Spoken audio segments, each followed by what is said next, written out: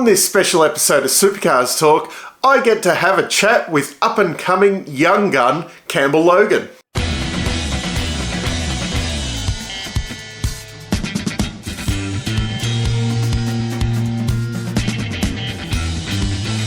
Here on the show, I'd like to welcome young gun Campbell Logan, who's fresh off second position in the Toyota 86 series this year.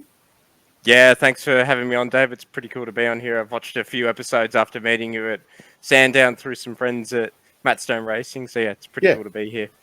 Yeah, and I'd like to just have a little bit of a crack at you, because after Sandown, I got all excited, and I'm like, watch this guy in the 86s, and then we had Bathurst.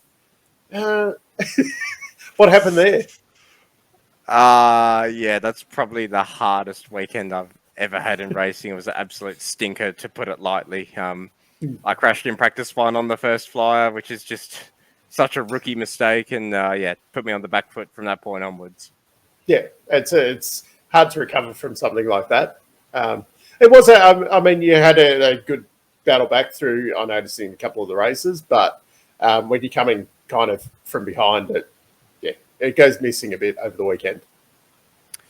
Yeah, I felt like come qualifying, I was actually back, and it's actually funny I say that. I was watching some of my onboard from it today, and I actually didn't realise sort of how well I was driving. The big problem is we roll out for practice and quali in championship order, and being the championship leader going into that last round, and we run yellow flags on the outlap. I couldn't let anyone go, and the tow is just worth so much in the 86s at Bathurst. Yeah. It's just ridiculous, and I just missed out on the tow when I needed it, and that ultimately led to a bad qualifying, and I made another mistake on top of that, and then that was just game over, especially when my championship rival qualified on pole and ended up winning 2 out of 3 races. And anyway, it still wasn't a bad year overall, and it looks like you're going to make a step up for next year, which is good. Yeah, overall it was a pretty good year. I did mostly what I needed to do, improving myself as a national front-running driver. Pretty cool to tick off my first race wins on a national stage in a national category. That was something really special. Ultimately didn't end up how I wanted, but that's okay. We'll keep moving on. And like you said, hopefully we'll move up into something bigger and faster next year. So the plan is Super 2? Hopefully Super 2 or Super 3. It just depends sort of which team I can end up with. I don't want to go to Super 2 and, be with a not so good team and that doesn't show my skills. I want to be able to turn up, show my skills. Obviously you have to go through a learning phase like everyone does in that category. It's just such a big step up, but I want to, be able to show my skills when I'm ready to do so. Just back on the 86s, I'm a little bit of a novice on the 86s, so I don't know, other than are we allowed to call them Subaru BRZs, or is that... No, certainly not, no. So, as I understand, this year, you had your own cars, whereas next year, they're all going to be run out of Neil Bates Motorsport, is it? Close. Okay. Close. Neil is just building them all as a turnkey car rather than everyone can go and build their own one. So just, I mean, the parity is already beyond fantastic. It's just incredible. Okay. But the fact that he's now building them as a turnkey car, everyone still goes and buys them and owns them, whether that's privateer or team, and then the team could rent or however it's going to work. Okay. But they're just built as a turnkey car. So that way they're just squeaky clean. You can't cheat. They're like, even more parity, which just seems incredible to me. Don't mention the P word. We don't like it around here. So there isn't any of those talks of, like someone's doing something a little bit questionable and that's why they're up the front? No, there's not a chance. Like, not only is our scrutineering so good and so constant, but you have to hand in your Motec data on a USB after each day.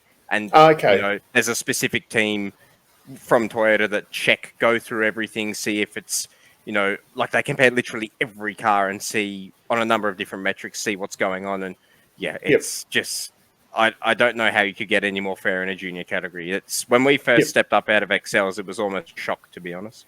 Okay. Yeah. Because there is a bit of talk about the XLs not all being equal. Well, not a bit of talk. There's definitely talk about it. But that's just how the rules are written in Excels. Yeah. You could turn up with a 10 grand car, or you could turn up with a 40 grand car. That's just how the rules are written. With 86s, it's just written so strictly that's why it's been proven as such a good category. Yeah. So, did you guys have your own car, or was that prepared by someone else? Well, both. I technically own it. But very lucky to, over the past 2 years of my 86 racing, to have it being prepared by Neil Bates. And then transported. But when it gets to the track, that's our problem.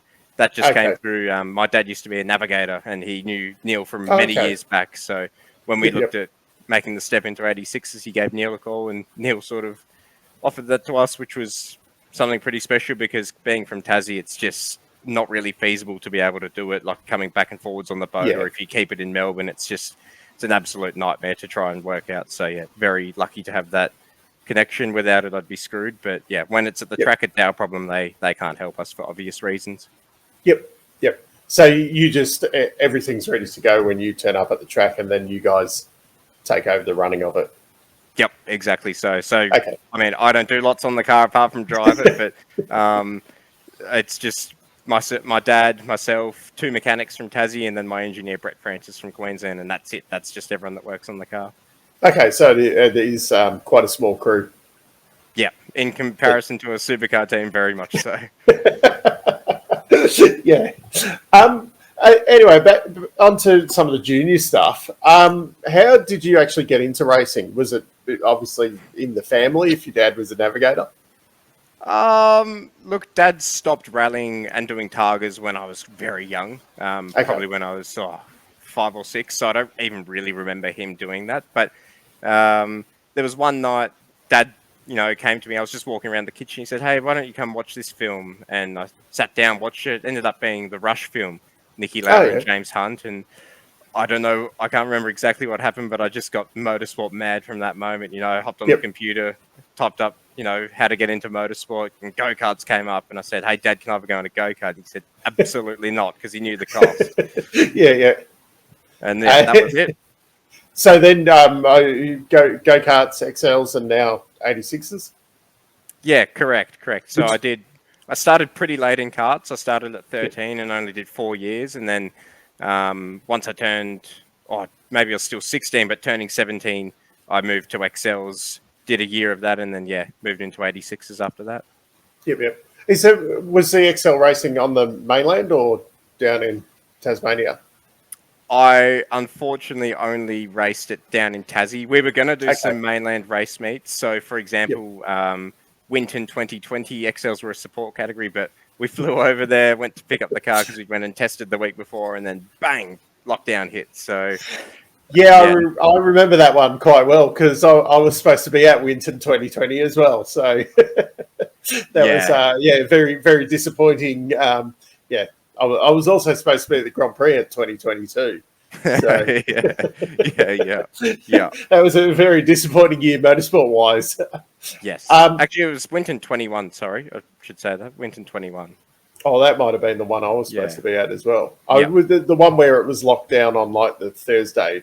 Yes, correct. I think, Yep. That was the one I was, And, so it would have been Grand Prix 2020 that, the same thing. Had the ticket sat there and, Anyway, it's been an interesting few years. Yeah. Okay. So there's pretty limited tracks in Tasmania, though, isn't it? It's just really Simmons and Bakersville. Yeah, Baskerville. Everyone messes it up. Everyone says Baskerville or something. We call it Baskerville down here. But only the 2 tracks. Very, very different in nature. And Baskerville is probably something different to anything else in the country. I mean, Simmons Plains is as well. It's very different. But they're 2 pretty cool tracks. Yeah, they look pretty cool. Now, you've got a fairly decent sim rig behind you by the looks. I assume you use iRacing to learn your trade? I wouldn't say learn my trade. I'd probably say just keep refreshing it.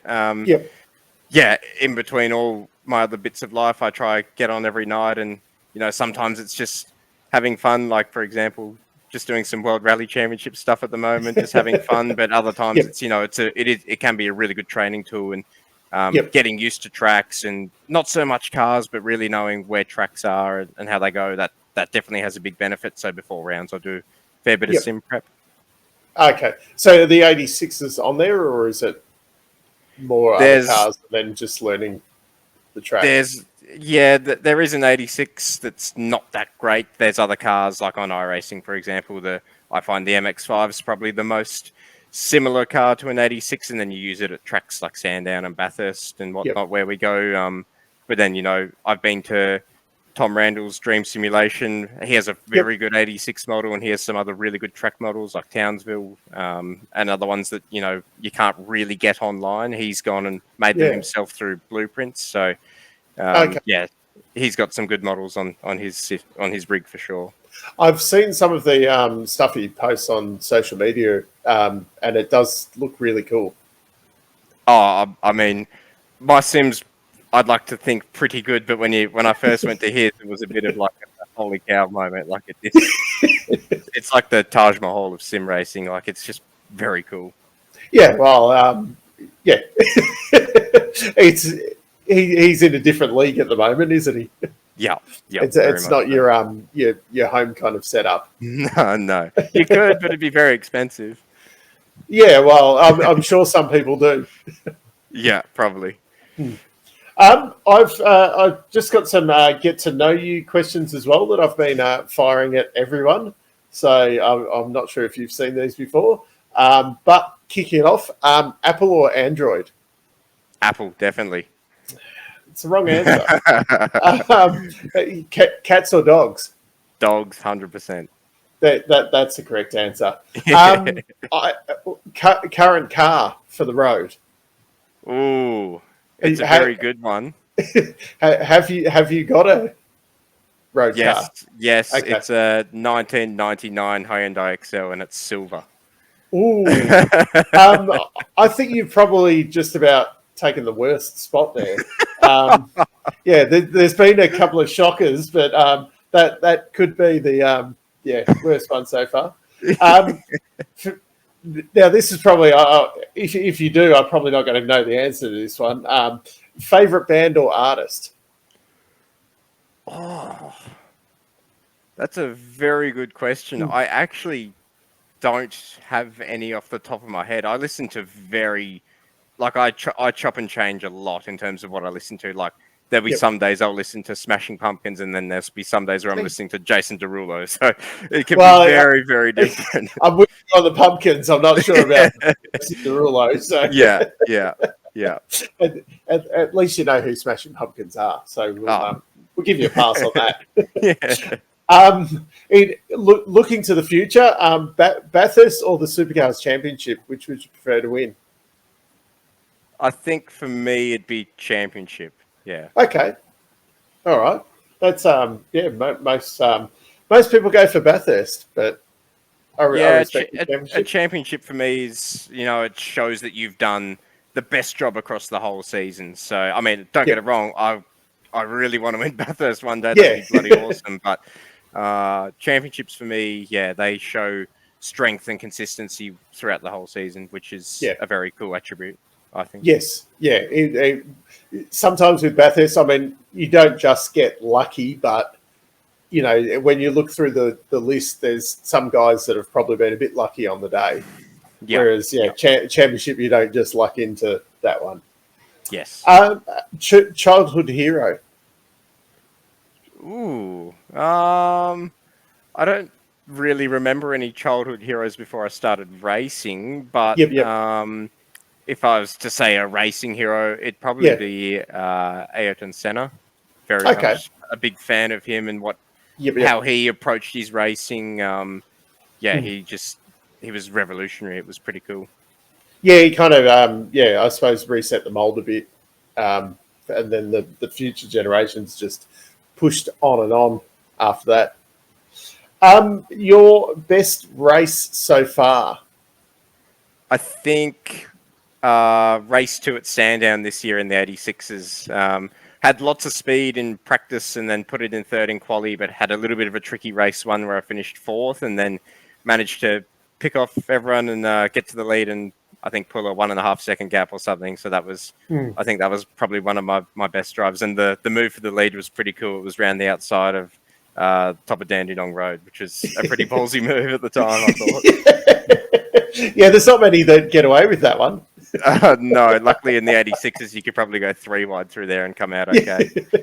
Yeah, well, yeah, it's a bit different to what I'm used to watching. Do you have a least favourite driver out there? Who's off your Christmas card list? There's probably a few. I mean, anyone that's ever taken me out before, you're not my favourite. At least favourite, I don't know. Probably everyone. I don't like losing at all. So, yeah, fair enough. I don't know. Anyone that's beating me, you're probably not on my good list either. Okay. Do you Google yourself? I don't regularly, but I have before, just to see what different articles pop up, like after I've done media and whatnot, just to see what pops up. But no, I'm not usually searching up what is Campbell Logan doing today. I don't think anything would come up as well. And finally, pineapple on pizza. Yes, big yes. Correct answer. Well, sorry. Oh, I have pineapple on almost every pizza. I just love it. Definitely the right answer. Well, it's been great getting to know you. And yeah, definitely all the best for next year. Looking forward to seeing you step up. And yeah, everyone should be keeping an eye on you. Yeah, thanks for having me, Dave. Hopefully we can redo this again when I've won a few races in Super 2 or maybe even Supercars one day. That'd be pretty cool. Definitely. Sounds good. Thanks for having me. Once again, a massive thanks to Campbell for his time. It was great having a chat with him and getting to know him a little bit better. It's looking good for the future that we will see a lot more of him, especially in a supercar in the future. But we're not going to count chickens before they hatch on this one. But definitely keep an eye out for him, and hopefully I'll be getting to chat to him about driving at least something with a little bit more power than a Toyota 86 next year, but I'll hopefully have a few more of these chats coming up. But yeah, until next time, I'm still Dave, and I'll catch you later.